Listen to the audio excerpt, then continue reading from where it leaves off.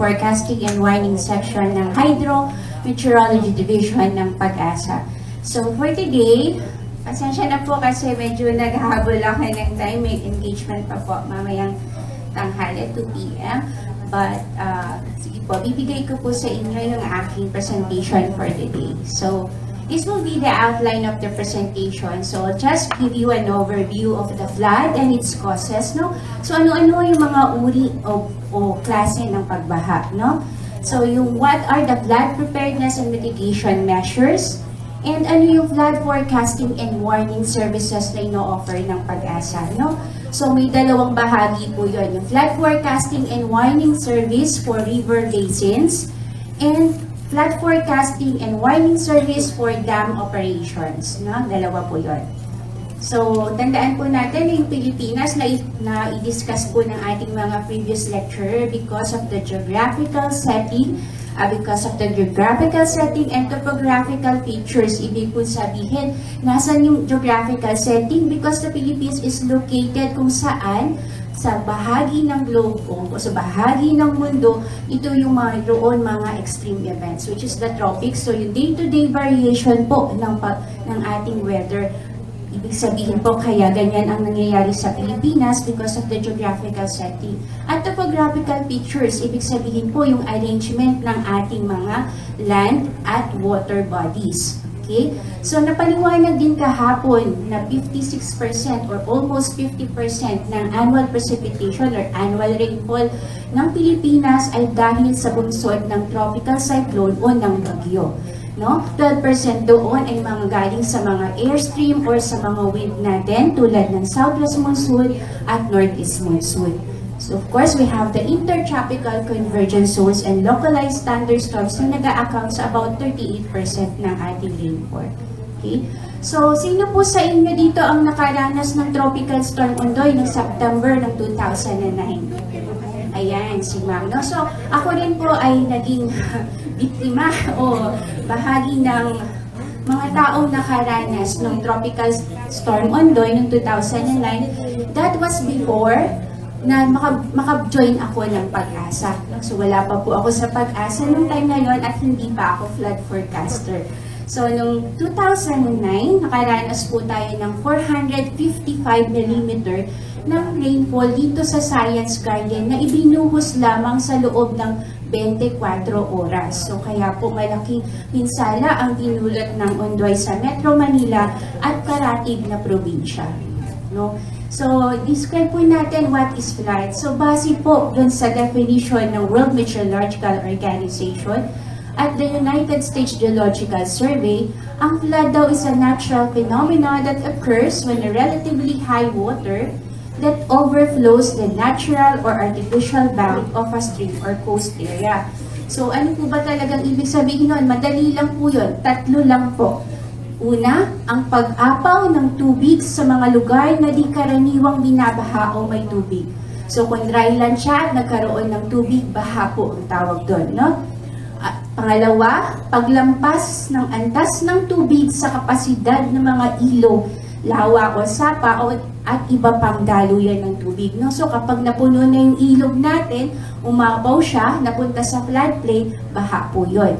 Okay, pangatlo, may malakas o bigla ang pag-ulan at mabagal ang pagbaba ng tubig dahil sa masisikip at baradong daluyan, no? So, malakas yung ulan, hindi na makapag-infiltrate yung tubig ulan dahil fade yung ating mga surfaces, no? Sementado po siya at yung ating mga daluyan hindi naman po naka-accommodate yung ating mga tubig ulan. So, baha po ang resulta ng mga yon. So, meron pong maraming klase o uri ng pagbaha. Pero kinategorize lang ko po ito sa dalawa. Una, base sa duration. O yung tagal bago bumaha o tagal kung saan patuloy na bumabaha. Okay? So, at yung isa ay base sa lokasyon kung saan nangyari yung pagbaha. Okay? So, sa una po natin, base sa duration. Meron po tayong tinatawag na slow onset flood, no? Relatively more prolonged periods may last for 1 to 2 weeks or even months. Sobra naman tagal, no? Totoo po yun, no? Ito yung mga paunti-unti namang nararanasan na pag-ulan. Light to moderate rains na nararanasan ng ating mga ilog. So, nag-a-accumulate po na unti-unti lang tumataas yung ilog. So, mabagal yung pagtaas niya, pero later nagiging flood. Okay? So, gradual yung increase. At tumatagal po yun ng matatagal na mga weeks or days dahil kunwari pa sa Cagayan, so tumaas yung Cagayan, malaking ilog. So yung pag-apaw po ng ilog na yun ay tumatagal ng halos ilang buwan. No?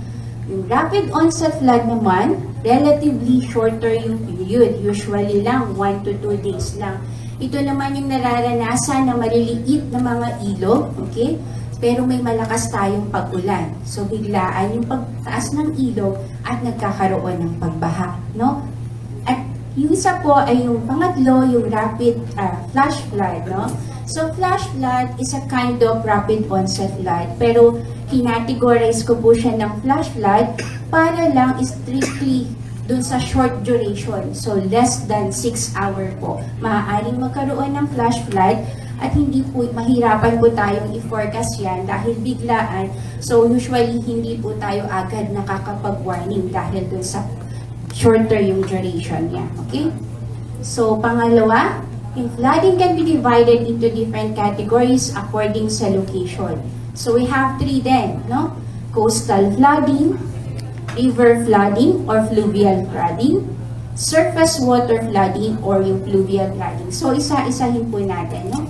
Sa coastal flooding po, nag-occur siya kapag yung low-lying areas become submerged underwater. No? So, nakikita po natin yan.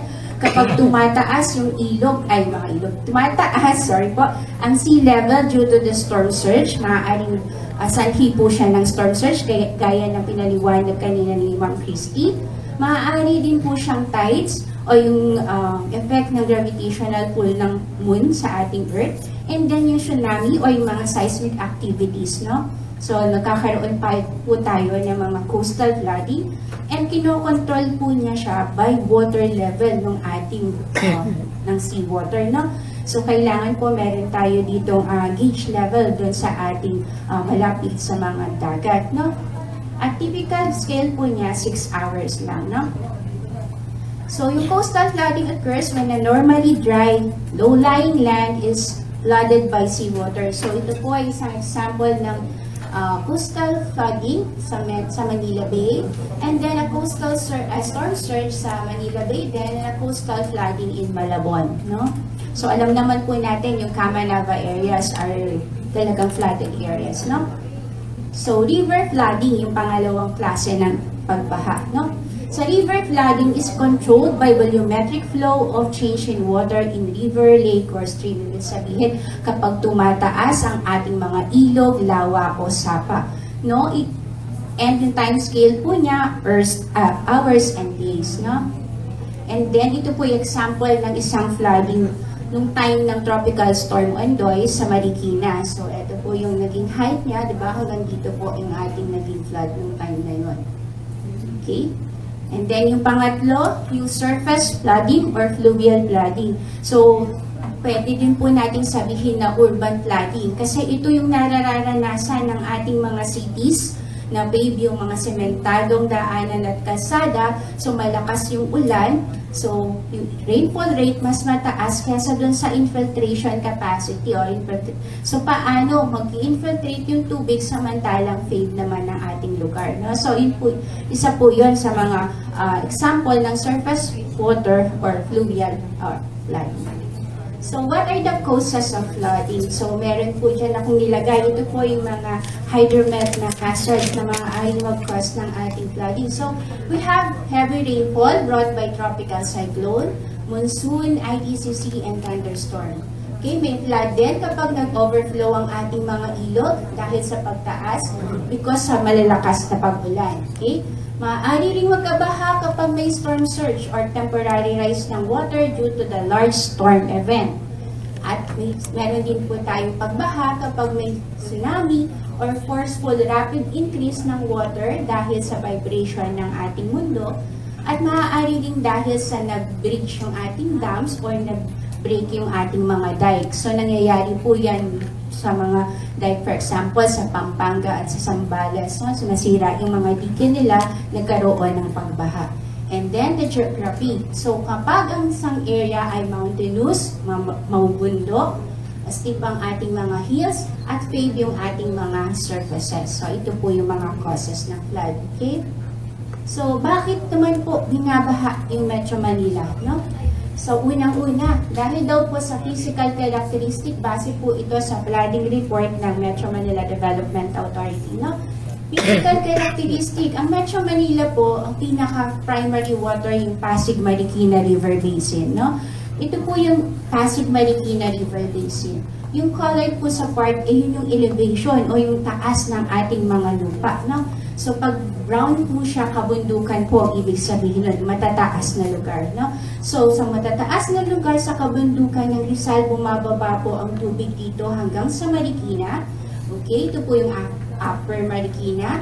And then, bababa po siya sa lower Marikina. Meron tayong Manggahan Floodway na tatalon hanggang dito po sa Laguna Lake. And then we have the Napingan Channel, pababa po siya sa Pasig River hanggang mapunta po siya sa Manila Bay. So, ganun po yung agos ng tubig natin, na. So, dahil dun sa physical characteristic nito, ang sabi ng MMDA, yung urban drainage basin daw ang Metro Manila, kaya lagi na nai-inundate. So, laging nababaha. Okay, pangalawa, yung topography daw ng Metro Manila, so swampy isthmus daw yung Metro Manila. Ang average elevation ay 10 meters. So ano po ba yun? Ibig sabihin po ng swampy means laging nababaha, isthmus. Ito po yung dalawang lupa, itong area na to, tsaka ito, separated and connected by isang landmass, pero nababounded po siya ng dalawang ilog o dalawang water bodies. Itong Manila Bay at itong Laguna Lake. So yung topographical setting ng Metro Manila, kaya isa yun sa dahilan kung bakit, no? So, pangalawa, demography. So, sabi po ng National Philippine Statistics Authority, yung daw Metro Manila ay population niya is about 11-15 noong 2010 pa po ito, no? So, significantly crowded siya, about 18,000 person per square kilometer. So, marami po sa ating mga kababayan nakatira doon sa mga bahagi ng ating mga ilog. Okay? So, sabi rin po ng Mines and Geosciences Bureau, dahil sa mga geological condition ng area or geomorphic condition ng Metro Manila, prone po siya or susceptible po siya sa landslide and flooding. Okay? So, ano po yung talagang major causes ng flooding sa Metro Manila? Ito po, nilista ko po yun, no? So, pero isa-isahin po natin siya, okay? So, una, yung rapid urbanization and development. So, nung una po na ginawa yung mga ating drainage sa Metro Manila, meron pa po tayong about 20% na total ng area na hindi paved. Ibig sabihin, soil po siya, no? Lupa pa. At 30 to 65 lang ang na-accommodate ng ating drainage. Pero sa ngayon po, 100% na ng ating tubig ang kailangang accommodate ng ating mga drainage, which dinisign sila about 30 to 65 lang yung dapat i-accommodate. Okay? Next, kapag yung soil mo ay paved, so less infiltration and more runoff, ibig sabihin po hindi na makapasok sa ating soil, kaya nagiging tubig baha. No, ito yung isang example ng area dito sa Baybridge Subdivision dun sa Taguig. So, makikita niyo po na ito ay part na ng Laguna Lake. So, pero meron po tayong isang malaking subdivision dun sa area na yan, no? And then also dun sa mga meandering o mga ilog, meron po dito tayong Providence na village dito sa Marikina, no? Dito po yung binaha ng Tropical Storm Ondoy. Pangalawa, yung rapid clogging and siltation ng ating mga drainage lateral. So, ibig sabihin po, yung uncontrolled na pagdump ng ating mga tubig ay ng mga basura sa ating mga daluyan ng tubig. Okay?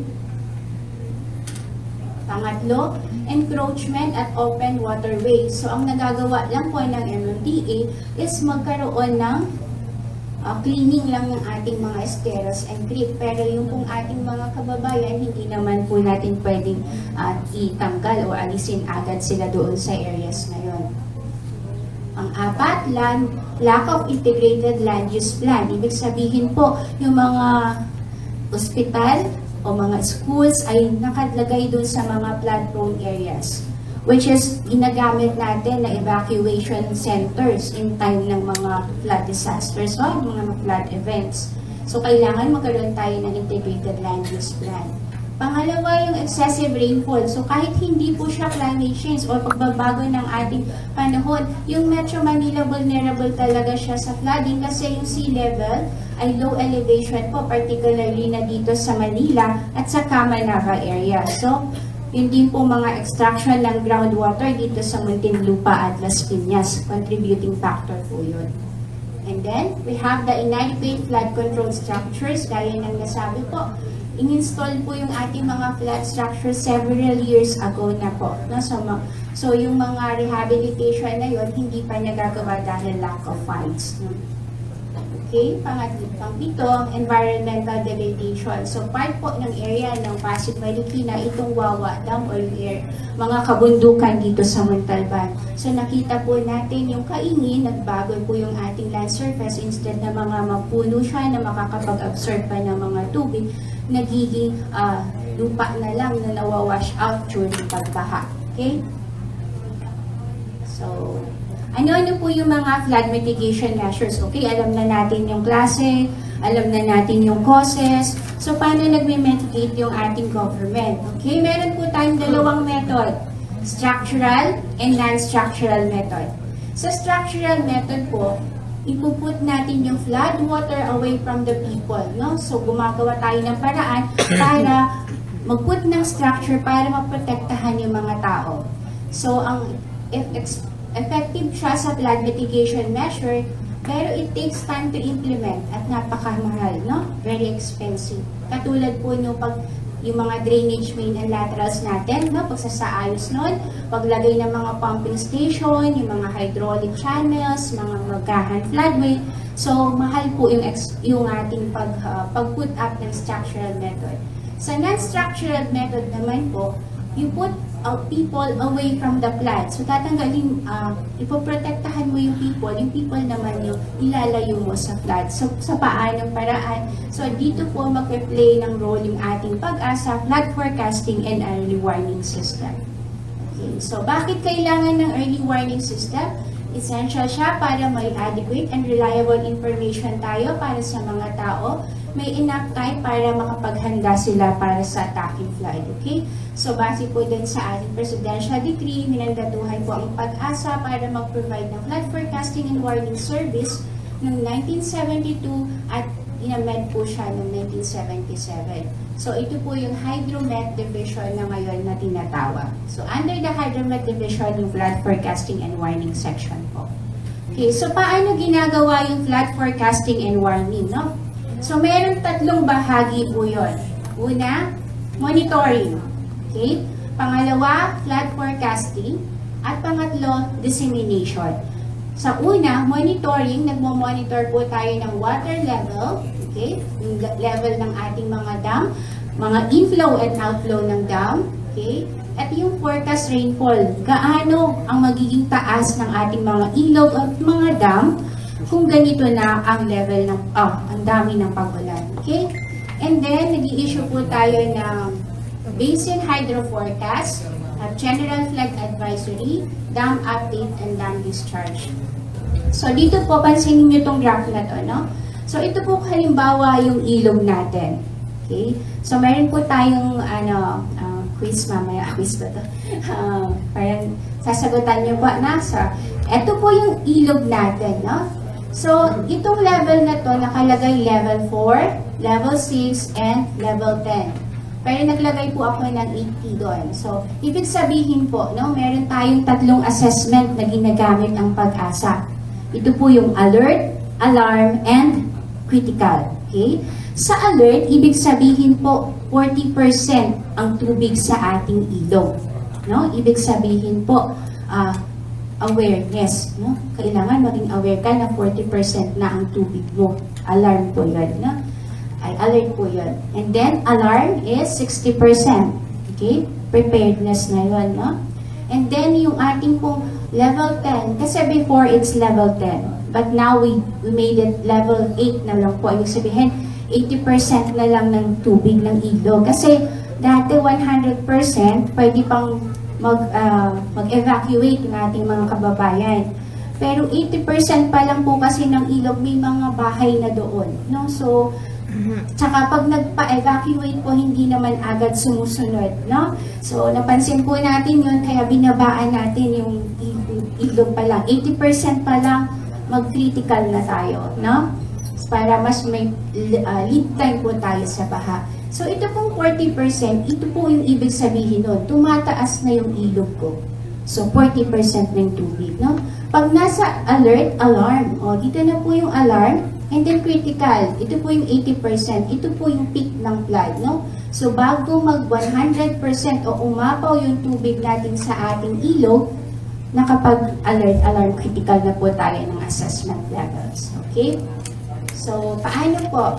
Meron tayong sinabi ko kanina, meron tayong flood forecasting and warning system for river basins and for dam operation. Unahin na natin yung river basins, no? So, we have 18 major river basins in the Philippines. So, ano ba yung river basin, ma'am? Lagi ko po yung naririnig, no? So, base sa definition po, it's an area having a common outlet for its surface runoff. Ibig sabihin po, dun lang dadalo yung tubig ng ulan, no? Dadalo, pag may umulan, dadaloy lamang yung tubig na yun sa ating mga ilog at meron siyang isang common na outlet. Yun po yung ibig sabihin ng river basin, no? So, paano kapag may dalawang magkatabi na river basin? Halimbawa, ito yung Pampanga River Basin at ito naman yung Pasig Marikina River Basin. Okay? Yung tubig po, yung sa tuktok ng bundok, so saan dadalo yung tubig, no? It's either dito or dito na side. Okay?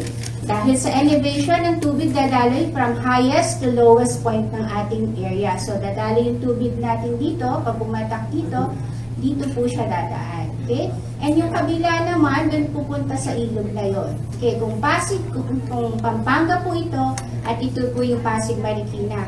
Sabi po ng Hydro-Meteorology Division, nagpakawala ng tubig ang Angat. Okay. Nandito po si Angat saan? Sa Pampanga River Basin. Part po siya ng Pampanga River Basin. Maaapektuhan po ba yung Metro Manila? Hindi. So, naririnig natin yun, no? Nagpakawala po ng tubig yung Angat. Bumaha po dito sa Metro Manila. So, mali po yun, no? Kasi yung tubig po ng Metro Manila dito pupunta. At yung tubig ng kabila ng Pampanga dito po. So, si Angat ay nandito po sa area na to. So, magsasama po yung Pampanga River Basin na tubig at yung nagagaling sa Angat River. So, malinaw po yan, ha? Okay. So, ganito po yung example ng isang river basin. May tinatawag po tayong upstream, no? Naririnig natin sa mga hydrologists yan. Maulan po sa upstream ng river basin. Ibig sabihin po, yun lang po yung kabundukan natin, no? Yung pinakataas kung saan nanggagaling yung ating mga tubig. Dumadalo po siya sa midstream, okay? And then sa downstream, ibig sabihin po, yun yung palabas ng tubig sa ating mga bay o sa mga lake, okay? So, meron tayong 18 major river basins sa Pilipinas, okay? Dinisign po natin na ibig sabihin ng basin, base doon po sa DPWH JICA publication na ang drainage area ng isang major river basin sa Pilipinas should be greater than the 1,400 square kilometers. So, ito po yung list na yun. So, bakit may dilaw at meron po tayong green dito? Okay? So, yung dilaw po, yung ating Pampanga, Agno, Bicol, and Cagayan, ito po yung mga telemetered river basin simula pa po noong 1972. So, established na po ito. Okay? And then we have the Pasig Marikina, Laguna Bay, or Tulyahan River Basin. Established siya after po ng Ondoy, no? 2009. From 2009 hanggang sa ngayon, ini-improve po yung ating Pasig Marikina River Basin, Tulyahan na basin. Itong mga green po na to, ito po yung mga newly developed na river centers, no? So, sila po ay under ng mga PRSD, ng PAGASA Regional Services Division, kagaya nung in-explain ni Sir Engineer kahapon, no? At ito, sila na po ang nagbibigay ng nagbibigay ng flood bulletin at flood advisory nila. Okay? Hindi na po nanggagaling sa central, so meron na silang sarili. At yung pong mga white, ito pa po yung currently na inaayos at pinatatayuan ng mga building, nilalagyan ng radar at nilalagyan ng mga equipment. Okay? So, sabi natin kanina, may flood forecasting and warning, no? So, bakit may telemetered and non-telemetered? Maririnig nyo rin po yan sa mga hydrologists, no? Telemetered po kapag kompleto yung system natin. May automatic, fully automated system na water level, rain gauges, at kung posible sana may radar and acquisition ng mga satellite data para magamit po natin sa pag-forecast, no? However, kapag non-telemetered, ibig sabihin po poorly gauged o kakaunti lamang ang naka-install doon ng mga equipment. So, at hindi maaari ding hindi telemetered o sinesend lang ng SMS, okay, or iba na manual po. So, that's why ang ini-issue lamang dito ay General Flood Advisory. However, pagka telemetered, sinusulat po yung level ng tubig, no? Nasa ganito ng level kasi may monitoring ka doon. However, sa General Flood Advisory, sasabihin lang maaaring tumaas ang tubig dahil wala naman po tayong basihan ng kung ano yung tubig o level ng ilog, na. So, ito po yung definition na yun na unahan natin. Okay? Okay. So, ito yung sample ng telemetered flood forecasting. Meron po tayong main operation center. Meron tayong mga rainfall na naka-install sa selected area sa ating river basin, powered by solar panel. And we have the telemetry system, water level sensor, telecommunication tower, and ito po yung flood forecasting river center naman kung nasaan yung basin. For example, ito sa Bicol. And we have also in the main office in PAGASA, no? So, sa Metro Manila, meron po bang existing na flood forecasting? Yes po. That's after the Ondoy na po, no? So, ito yung Pasig Marikina River Tuliyahan provided by the KOICA, Korean International Cooperation Agency. So, meron po tayong mga, sorry, nakikita po yung nakahide po kasi, no? So, we have 25 rain gauges, 4 AWS, 23 water level gauges, at meron din po tayong 7 CCTVs, no? Kasi minsan tumataas yung ilog, nag-a-alarm dun sa amin, no? Pero pag titingnan natin, hindi pala talaga tumaas yung ilog, may mga basura lang po na ano ng sensor, no? So, or may other activities dun sa ilog na hindi naman talaga related sa ano. So, pag yung CCTV ang nagpo-provide po sa amin ng information kung talagang habang umuulan at tumataas ang level ng tubig doon, okay? So, at pagkatapos, meron po,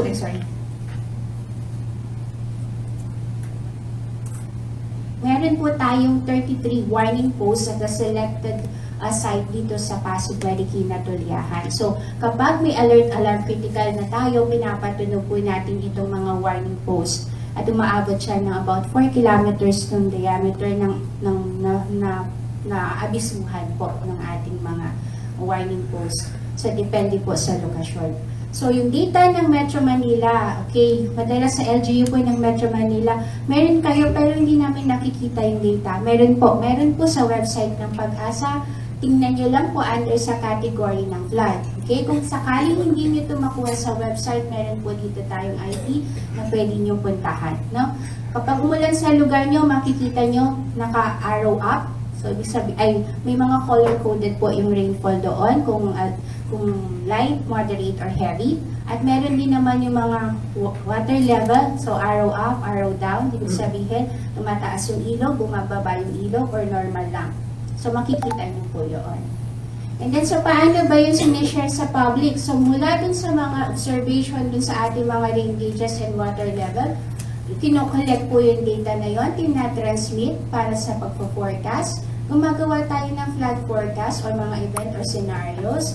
And then, nagagawa tayo ng warning, i-disseminate at para sa recipient or para sa action. So, ito po nangyayari yun, no? So, dito sa curve na to, bago pa lamang tumaas yung tubig natin, kailangan meron na tayo dito flat forecast, no? Ito po yung tinatawag nating peak time. So, bago mag-peak yung ating tumaas yung ilog sa natin. Okay? Okay, so, okay, sa telemetered river basin, ano na nga po yung telemetered? Fully automated. Wow, okay. Thank you po. No? Sa fully automated system po natin, meron tayong flood advisory at flood bulletin. Doon sa advisory, sinasabi lamang dito, galing po ito sa Pampanga, no? Sa Pampanga River Basin. Sinasabi lang sa advisory na ito yung maaaring maapektuhan ng mga lugar. No? Ano-ano yung mga current condition natin, meron mga malalakas na pag-ulan, so sinusulat po dito. And then, dito naman sa bulletin, kapag sinabi na okay, it reaches an alert level, okay, ganito na ang tubig at inaasahan pang tataas. Okay? Sinasabi rin po dito na patuloy pa rin tumataas ang tubig. So, meron po na siyang value, no? Kasi nga, bulletin na siya. Ibig sabihin, sigurado ka na tumataas yung ano. Dito nag-a-advise ka pa lang na okay, within the next 24 hours, maaari kayong bahain. However, dito pinapakita nila kano kataas ang tubig sa ilog natin. Okay? At sa Pampanga River po, meron pa silang tinatawag na outlook. No? So, depende po sa klase ng river basin. Yung mga iba, nagbibigay pa ng outlook for 1 week. Ano mangyayari nila sa kanilang river basin. So, depende po yan sa mga PRSPs natin. No? And then, kapag wala namang non-telemetered o poorly gauged, ungaged river basin, ito po lang yung ini-issue. Okay? 6 a.m. or 6 p.m. po siya. Or as need arises, kung may mga intermediate po, biglang pag-ulan, so nag-i-issue po tayo ng intermediate. And then, nilalagay lang po yung present weather, observe rainfall, forecast rainfall, mga lugar na maaapektuhan, ano yung response ng basin natin, tataas ba siya, o bababa, o normal lang, and then mga advice sa mga concerned agencies for appropriate measures. So, ito po yung example ng isang general flood advisory. Ito po yung rainfall category at required actions. So, okay. Sa mga lugar po na general flood advisory, yung PAGASA naman, pag nag-issue, no, isang probinsya, isang region, lahat na, no. Kasi nga po, wala tayong masyadong monitoring doon. So, paano natin mailalagay doon? Kaya po, pag nakita namin na yung probinsya ng Bohol, Siquijor, ay maapektuhan, ilalagay po natin doon. At ini-specify naman natin yung mga tributaries o yung mga ilog na maaaring bumaha. At na-augment po yan ng ating rainfall warning system. Kasi ito every 12 hours po, no? 6 a.m. and 6 p.m. Ngayon, kung may mga biglaang malakas na pag-ulan na nagtatagal lamang ng 6 hours, ang nagbibigay na po niyan na yung thunderstorm advisory. So, maliwanag po yan, no? Okay. So, dinidisseminate po siya mula ng PAGASA, papunta sa Office of the Civil Defense Regional down to municipal and local disaster risk reduction and management offices. No? So kapag nakaroon na sa MDRMO, winawarn po nila ng sirens yung kanilang mga LGU. Unlike sa Metro Manila, meron po din na early warning system ang Marikina, for example. No? But sa PAGASA, we also have the warning system na ginagamit po namin pang warning dun sa buong stretch ng Pasig-Marikina River Basin. Okay. So, how about sa dam operation naman? Okay. So, ito po yung monitoring dam sa Luzon. So, Luzon lang po yung ating monitoring dam, no? So, we have Angat po na makikita natin sa Norsagaray, Bulacan. Yung Ipos sa Norsagaray, Bulacan din po. And then, yung ating Lamesa dito sa Quezon City na po yun, no? So, Magat sa Ramon Isabela. Pantabangan Dam sa Pantabangan sa Nueva Ecija. Ang Buklaw sa Bocod Benguet, Binga sa Itogon Benguet, and San Roque sa San Manuel, Pangasinan. No? So, ano po ba yung napapaloob sa dam operations? No? May mga agencies pong involved, no? National Power Corporation, National Irrigation Administration, and then the PAGASA. Ano yung role nun? No? Si PAGASA daw magpapakawala ng tubig mula sa dam. So hindi po yung PAGASA ang nagpapakawala ng tubig, no? It's the dam operators, no? Saan? Either NPC or NIA, no? So ang designation po ng NPC or yung trabaho nila ay gumawa ng manual for flood operation. Sila yung nag-prescribe ng inflow, yung pumapasok at lalabas ng tubig sa kanilang mga reservoir. Okay? And sila yung mga nag-design ng activities na i-undertake para i-disseminate yung information na yun sa public. Manual for flood operation and dam discharge, NPC and NIA po. So si PAGASA is the flood warning manuals. Ano pa? Kami po yung nagwo-warning downstream of the dam. Okay? Maliwanag po yung designation natin sa flood forecasting for dam operation. Okay? So yung information na to from PAGASA HMD, coordinated through the Office of the Civil Defense down to its city and municipal disaster risk reduction management. So constant po ang ating communication with the dam office through the NPC and NIA. And then kung sakaling magkakaroon po ng flood for magpuproceed tayo sa discharge ng dam, ito po yung kanilang office, meron sila dyan, and then disseminate din po sila with the local sa ating municipal and city. So meron silang mga patrol cars na umiikot doon sa mga lugar na malapit doon sa kanilang dam, maapektuhan po yung mga inhabitants. Okay? So sa dam operation, meron tayong dam updates, dam hydrological forecast, and dam discharge warning. So sa dam update po, summary lang to ng current level ng ating major dam. Every 6 AM po, ina-update ito. At kapag flood watch naman po, o may mga nakabukas na dam, every 2 hours po natin yan ina-update. No? And then, nakalagay po dito yung previews and current events. This is an example na po, madalas nyo itong nakikita o na nakukuhang information na po. So, yung taas lang po, yung current elevation, yung baba, yun yung past 24 hours. Okay? Ito po yung deviation niya, ibig sabihin, gaano ba yung taas niya mula kahapon. Okay? Pag negative, bumaba siya. Pag positive, tumaas siya mula kahapon. Okay? Normal high water level, ano naman itong mga values na yan? Ito po yung mini-maintain na level ng ating mga dam bago mag-proceed sa dam operation o bago mag-spill. Okay? Hindi po namin usually sinasabi sana na spilling level, no? Kasi pag parang connotation na sa tao, ay, mag-spill na yung dam. So, ito po yung level na mini-maintain bago para maiwasan yung pag-spill. Okay? And then, deviation lang ng ating level sa dam, sa normal high water level. Kunwari, ito yung level ng ating dam, ito yung level na mini-maintain. So, gaano pa siya kataas o kababa dun sa kanyang normal high water level o sa spilling level niya. Okay? Ito naman yung rule curve. Ito yung in-design ng ating mga dam para sa pangangailangan ng ating mga... Yes, ma'am. Okay? And then, we have the deviation. Ganun lang din po. Kinumpute lang din natin na ganun. So, ito yung nakikita niyo usually po. No? So, this is the reservoir elevation. Ito yung time po natin. No? So, kunwari, ito yung ating level ng tubig. Okay? Reservoir water level. Ito yung rule curve, yung pangangailangan ng dam. Ito yung normal high water level. Ibig sabihin, mataas po yung normal high water level natin. So, mababa yung level ng dam. So, hindi po siya in-expect na magkala sa the next month. Pero, medyo kaunti po siya para sa pangangailangan ng ating dam. Kasi mas ito yung pangangailangan. So, mataas siya naman sa pangangailangan. So, enough yung ating tubig, no? Ng ating dam. Alin ang domestic at agriculture dyan? Ma'am, ito po ay wala po dun sa allocation. Iba po yun, no, ma'am? So, yung National Water and Resources Board, through the Engr Technical Working Group, sila po yung nagde-decide, okay, kung ilan, dahil sa ito yung tubig ng ating dam, for example, sa Engr, okay. So, meron tayong water consumption, meron tayong power, and meron sa agriculture, no? So, for example, ang level ng tubig ko ganito. Ang gusto kong allocation for the dam is ganito, okay? So, dun po sa board na yun, dinidiscuss alin ba yung unahin natin, no? Priority po yung water ng Metro Manila, Okay?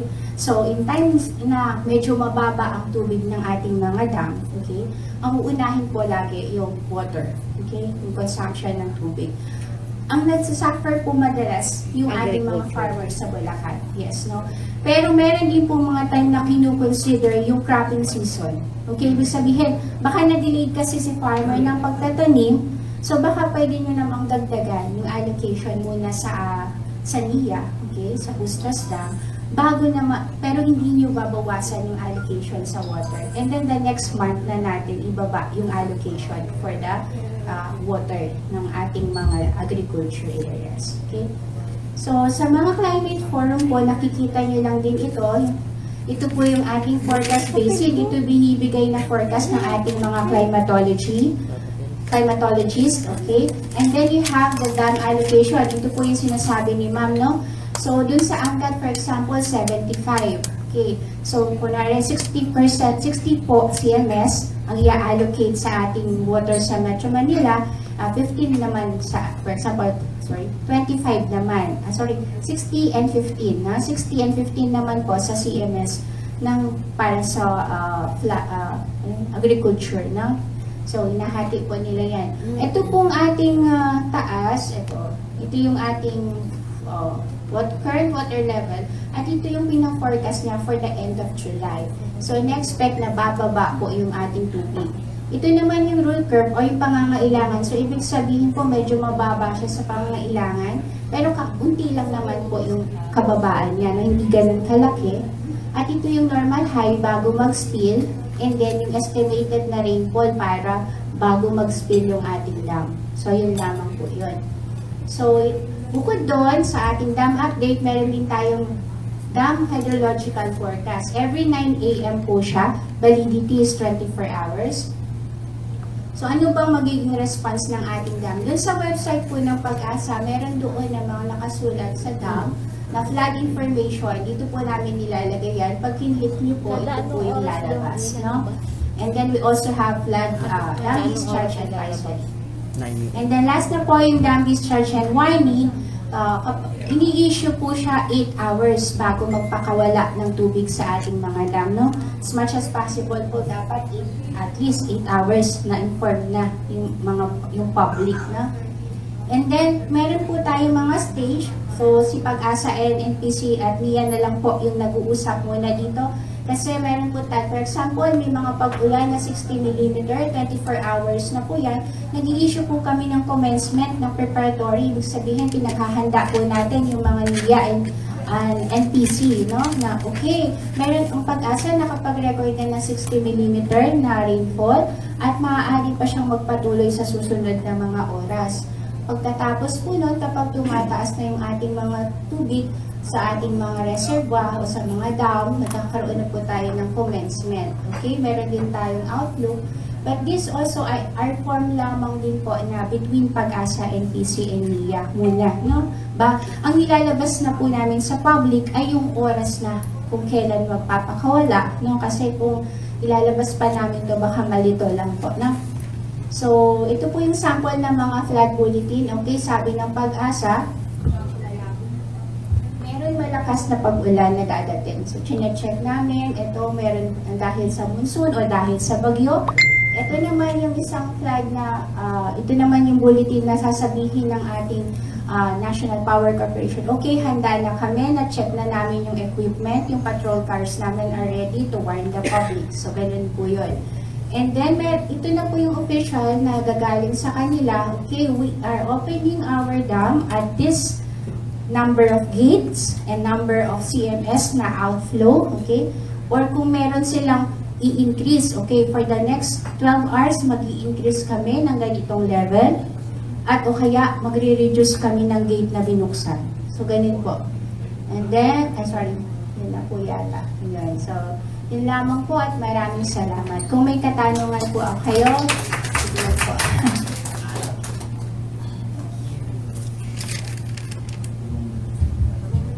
Yeah, thank you so much. Our hydrologists, Hydro-Met Division, and Weather Facility Specialist 2 ng Hydro-Met Division, si Engineer Duran, Okay.